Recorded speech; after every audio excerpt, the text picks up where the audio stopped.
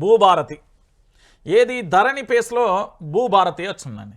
భూభారతితో సమస్యలు తీరైన విధి విధానాలపై వివరంగా చెప్పేవారెవరి అవగాహన సదస్సులలో భూ సమస్యలపై అనేక సందేహాలు వెలుబుచ్చిన రైతులు, నివృత్తి చేసుకోలేకపోతున్న తహసీల్దార్లు. ఆ సందేహాలకు పూర్తి స్థాయిలో కూడా మీరు ఆలోచించాలి. భూములకు సర్వే మ్యాప్ తప్పనిసరి చేస్తారా?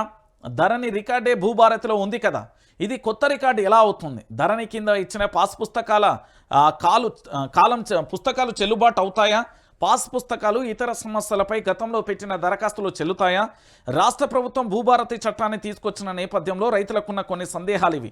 భూభారతి చట్టంపై రాష్ట్ర వ్యాప్తంగా అవగాహన సదస్సులు నిర్వహించగా రైతుల నుంచి వచ్చిన ఉమ్మడి సందేహాలు ఇలాంటివి 10 ఉన్నాయి. వాటిపై కొత్త చట్టంలోని నిబంధనలు ఏం చెప్తున్నాయి? ఎంతవరకు పరిష్కారం అయ్యే అవకాశం ఉంది? అనేక సందేహాలపై పూర్తి స్థాయిలో తహసీల్దార్ స్థాయిలో స్పష్టత ఇవ్వడం లేదని రైతులు వాపోతున్నారు.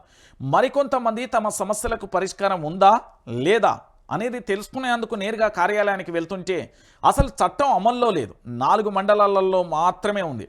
అమల్లోకి వచ్చాక రండి అంటూ కూడా అధికారులు చెప్తున్న పరిస్థితి కనబడుతుంది.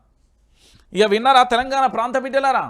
ఏంది మన ధరణి పోయిన తర్వాత భూభారతి వచ్చిందని రాష్ట్ర ముఖ్యమంత్రి యనుమల రేవంత్ రెడ్డి గారి సారథ్యంలో మంత్రులు అంగరంగ వైభవంగా కూడా పూర్తి స్థాయిలో కూడా ఏంది ఒక పెద్ద కార్యక్రమాన్ని చేసి ప్రారంభించారు. కానీ భూభారతి మీద $1 మిలియన్ ప్రశ్నలు ఉన్నాయి. అవన్నీ పోయి తహసీల్దార్ని అడిగితే ఇవి కొన్ని మండలాల్లో మాత్రమే అమల్లో ఉన్నాయి, పూర్తి స్థాయిలో వాటికి సంబంధించిన అన్నీ కూడా వచ్చిన తర్వాత వివరంగా మేము చెప్తాం, మీరు అప్పుడు రారి అని చెప్తారట.